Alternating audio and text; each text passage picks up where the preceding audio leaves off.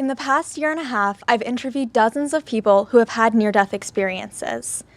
Many times, they learn incredible lessons through these experiences and then make dramatic changes in their lives. In this video, I'm going to show you some of the most memorable and significant changes that people have made after their NDE. First, there's Danian Brinkley. Danian described himself as a bully before he was struck by lightning in 1975. After this experience and his life review, Danian realized he needed to make huge changes in his life. I was just a jackass, tough guy, bully, sports, fist fighter, United States Marine Corps. That mindset. I didn't care anything about any of this kind of stuff, any of these kind of conversations. I grew up in the deep South. Everybody goes to hell where I come from.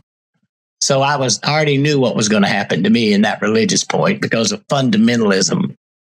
And so I had no interest in this until one day I was struck by lightning talking on the telephone. And I discovered that I was a spiritual being with absolutely nowhere to go, with absolutely no way to escape the fact that I not only was a spiritual being, that I had chosen and was chosen to be here at this particular time. Nowhere to go. And on top of that, I was dead. I was completely paralyzed.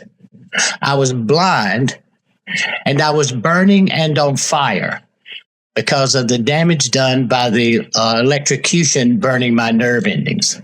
And both of these things happened at the same time. So I had to grow up really fast, learn how to walk, learn how to quit messing in my pants, and go from Superman to a helpless cripple who was never given more than 6 months to live because of the damage done on the inside of me, to dealing with the fact that I am a spiritual being like everyone that's here.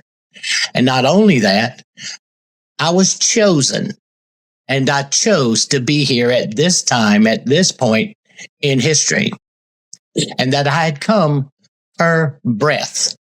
So that's who I was and who I am. And then what really happens is this.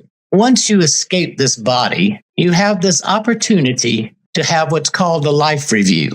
And it's where you see your entire life pass before you in a 360-degree panorama. And you have missed nothing. You know everything that you have ever seen. And you watch it from a second-person point of view as though you were your own best friend. And then you literally become every person that you ever encounter. And you feel the direct results of your interaction between you and that person. Most of mine was experiencing pain and anguish and suffering and the brutality that the nature of my life had created. And some good things. But somewhere along in you see in your life, you understand that you live in a world that has goals, structure, and parameters to it. And it has responsibilities and intentional actions that define it.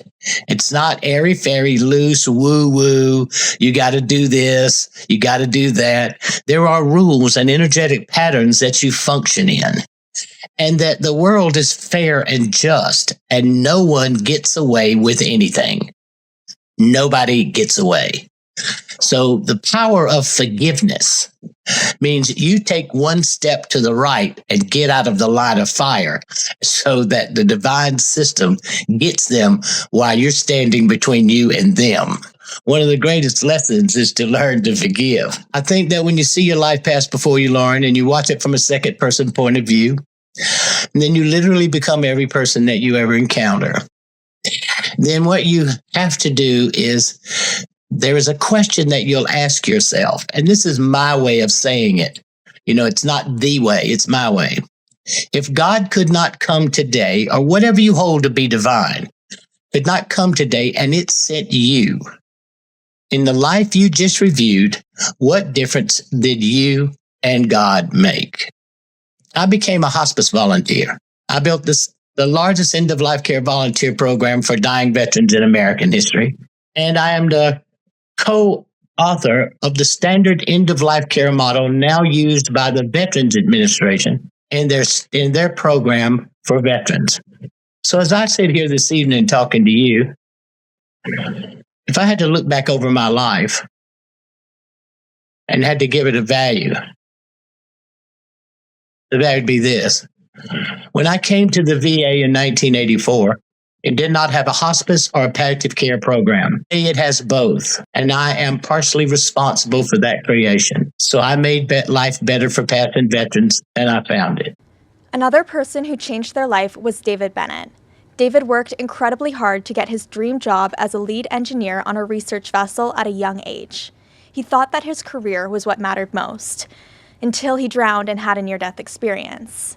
During this time on the other side, David also learned about how loved he was, even if he didn't realize it. Finally, he discovered that his idea of truth might be different than he thought. And then I saw this speck of light, and it was the only thing to look at in this darkness. And so you're just kind of drawn to it. And as I paid attention and put awareness on this light, I felt like suddenly there was movement toward the light. And to this day, I don't know if I was moving toward it, it was moving toward me, but there was movement toward this light. And as I got closer and closer, I started feeling these waves of love. I felt almost like a warm embrace. I was just mystified by this. And so I kept getting closer and closer. And the closer I got, I started to recognize that the light itself wasn't just a beam of light. It was millions upon millions of fragments of light. And they were all in movement. And they were, if you've ever seen like a school of fish, when they're all balled up together, and suddenly they'll take a change of direction and they all shift at the same time. And you can see all the different multitudes of colors in their scales and that sort of thing. Well, all these fragments of light were multiple, colors. They all had that same kind of movement. And I was just in awe. I was just in awe of what I was experiencing. And I kept getting closer and closer and closer. And I was feeling more loved and loved. And and so eventually 3 fragments broke away. And they started approaching me, coming toward me. And as they did, I understood. It was a clear sense of communication, but I understood that they were welcoming me home. And I was just overwhelmed with this love and this welcoming that I was receiving. And eventually a dozen of these light fragments came, and they were all greeting me. And I realized that at this point that I had become a fragment of light. And they communicated with me that we were going to go deeper into the light. And as we did, we went into this area. To me, it felt very spherical, of a big giant ball, and we went inside. And once we got inside, it was like I started reliving my life. And it wasn't like watching a movie screen or anything as simple as that. It was much more involved because it felt like I was reliving it, but not only from my point of view, but from everyone I'd ever interacted with from their point of view. And so that was mind-blowing, to say the least. And so again, I was in absolute awe. But then I started to realize what I was watching, and that I also realized that this group of beings that greeted me, that came into this area, the sphere with me, were experiencing it the same way I was. So they were reliving my life through my life review. That's what it really is, a life review. And so I was like, I was because I was a brash young man. I was really a brash young man. I really didn't care about other people's points of view. I was very self-involved, and so we started experiencing, because this is more experiencing, because it's not just my point of view, but it's like my consciousness fragmented into these multiple streams, and I'm experiencing it from whoever I've interacted with, their point of view. It was just multi-dimensional viewing this life. And I did, I was very self-involved, so I stepped over people, I ran over people. I really didn't care. But my soul family was experiencing this the same way I was, because that's what I call them now, is my soul family. And I was a little bit ashamed of some of the things that I was doing, but they weren't. They were just loving me, supporting me, and just observing.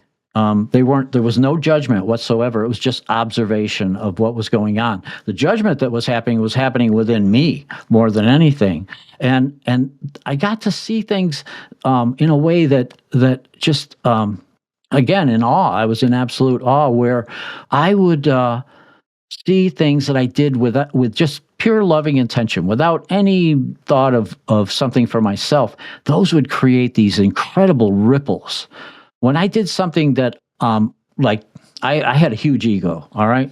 And something that really fed my ego, like becoming the chief engineer of a research vessel in my mid-20s, that was incredible for me, meant very little in the near-death experience. It caused the least amount of ripples, okay? But when I did something with loving intention for someone, it created these immense ripples of after effects, I was an engineer. I saw things pretty black and white. And suddenly I saw that there's a truth that resides within us. That's our personal truth. And so it's not just the factual truth, because as an engineer, that's what I dealt with, was factual truths, hard and fast, hard and cold, facts and things like that. But there's also a truth that resonates within our heart, and we feel it in our heart a lot of times. And I call that personal truth. And so those three things, acceptance, tolerance, and truth, kind of became my mantra. Nicole Kerr's life changed in a different way. She grew up as a very big people pleaser and needed her father's approval. Her near-death experience was a way of diverting her onto her own path, not her father's, and allowing her to reclaim her life. And I will tell you, my life before that was very much, I was a people pleaser, a parent pleaser.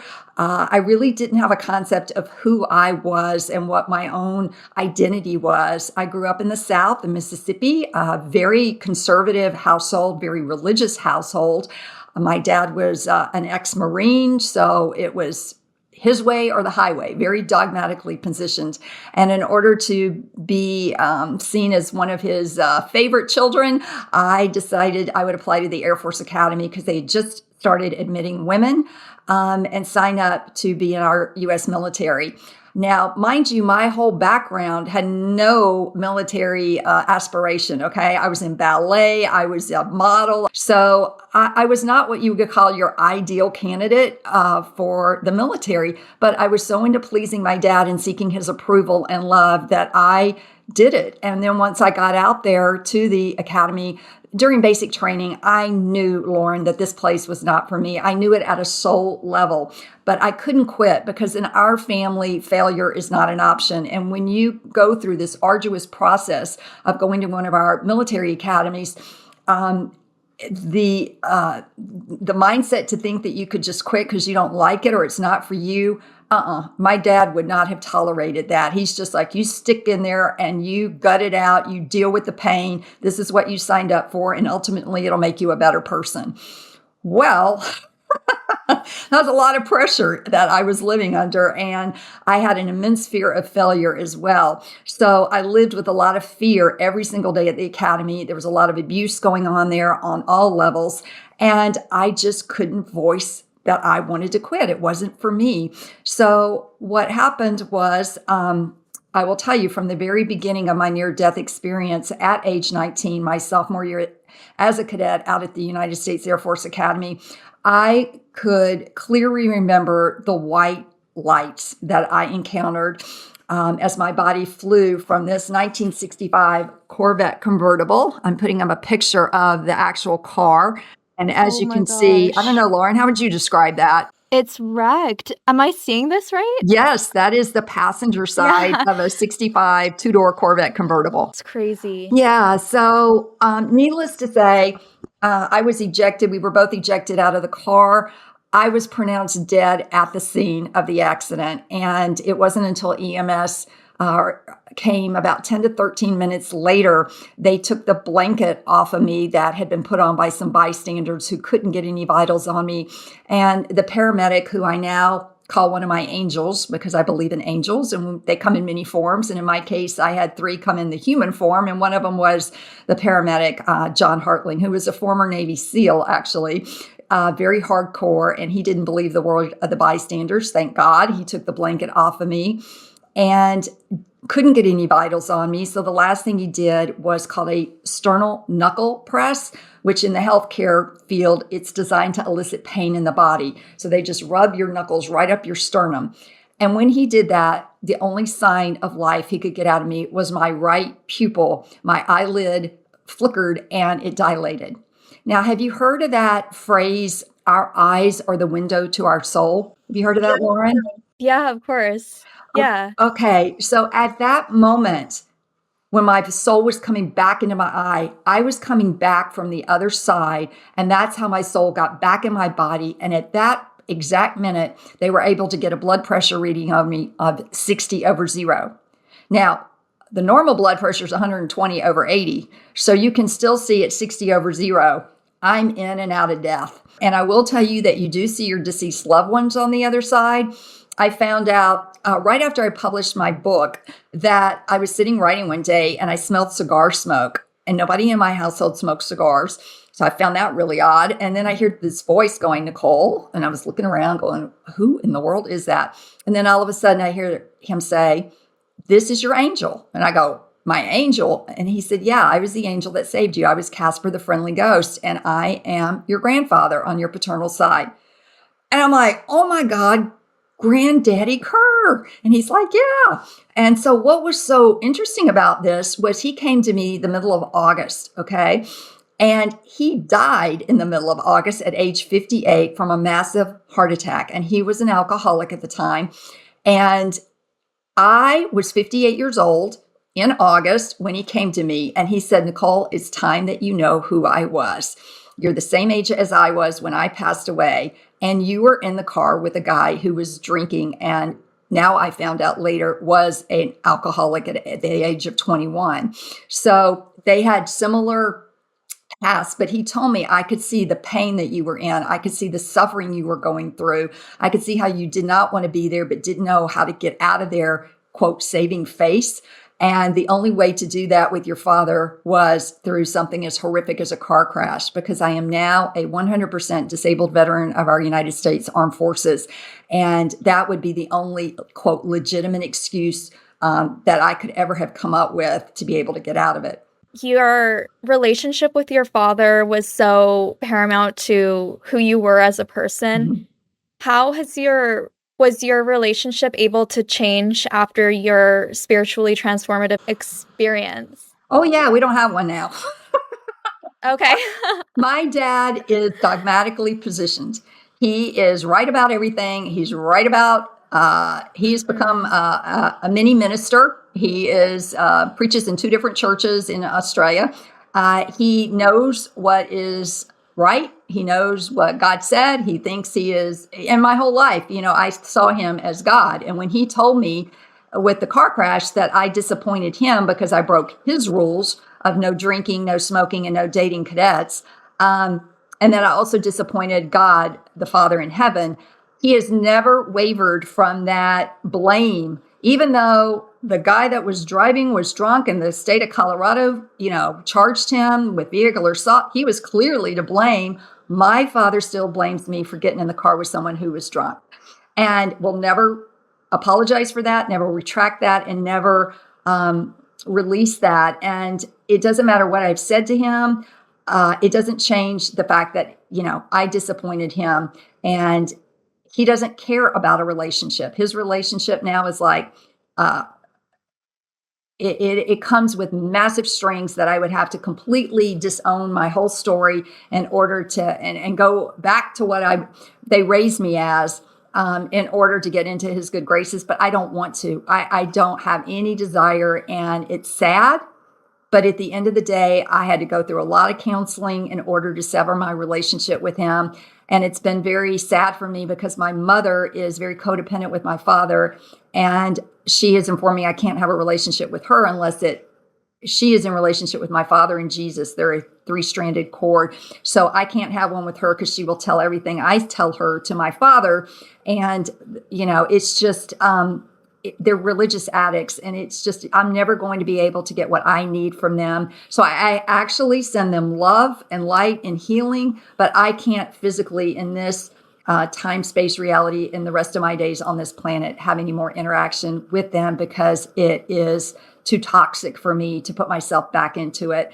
And they're not changing. And I think that's the thing, is when you have to understand that your parents are never going to change. You keep hoping and hoping that they're going to get you, they're going to understand you, they're going to approve, they're going to go, okay, Nicole, we'll set our relationship with God and Jesus aside and we'll see you for who you are. No, it's never happened in my case, and it never will. My dad is extremely narcissistic, and if you know anything about narcissists, it's just not going to ever work. So I have to take care of me, and setting boundaries and moving on with my life and my message is what I've had to do. And unfortunately, in their physical beliefs here, I can't have one with them. How have you been able to stay so positive? Because I believe to my absolute core, and I'm so passionate because I have been given a gift. This car crash turned out to be the biggest gift in my life because it broke me out of the little dome that I was in. And I now have become free to, like in space, I'm just free to be me. And I love me for who I am. While there are so many examples of people who have changed their lives after their NDEs, the last one I will share with you today is of Scott Drummond. Scott was pronounced dead for 20 minutes after a ski incident, and during that time, he realized that material possessions didn't matter as much as he thought. First, I'll play the clip where he described himself before his NDE. Then, I'll play when his life started to change while he was dead. Up until that time, it was all about money. I wanted to get ahead. My goal when I sat with my two brothers was to be millionaires by the time we were 32 years old. And so when you do that, you basically commit to doing whatever it takes to become one. And when I had my experience, I realized that it wasn't all about money. It was basically about how you treated people. I was out of town, and I'd been spending a lot of time out of town, probably 3 to 4 weeks at a time, because again, it was about money. And so when I came home, we had a good Christmas, and I'd been gone for 3 or 4 weeks before that. And I was a pretty selfish person. There again, it was all about money. And so when I came home, I decided to go skiing during that Christmas holiday. And then something happened that was something that I wasn't very proud of in a lot of ways. I had a review of my life. And I've heard this story from a lot of other people that they've had life reviews. I totally understand what they went through, because you don't just see it on a video screen. You don't just see it in your head. What you do is you live it. You live every emotion that happened from the day that you were born until I was 28 years old. I started off by seeing myself being on my mother's stomach, being given life, to come into this world. And I'll never forget seeing how I hurt people. When you're going after money and you're going after status in life, you almost do everything you can to get ahead. I played professional basketball over in Europe, and you always wanted to be just a little bit better than that other person, because sometimes that's all you needed to get to the next level. And so I knew how to do that very well. And it transferred into my everyday life in the business world. But what I didn't realize is until I had this life review is how the other person felt when I did something maybe unethically to get better than him or her. In a life review, you would think you'd feel guilty. You'd feel like you were being stepped on or stabbed at or disciplined. It was not like that at all. For me, it was more of a learning experience. I had to learn how to treat people better. The thing I noticed was I didn't see any of my riches around me. I didn't see any of motorhomes or boats or toys or all my cars. I didn't see any of that. The only thing I saw was how I treated people. And this has probably been one of the biggest learning experiences of my life, is to try to understand how people feel about what I'm saying to them and to listen, because every person's journey is totally different. After I reviewed my life, I went, okay, I did it.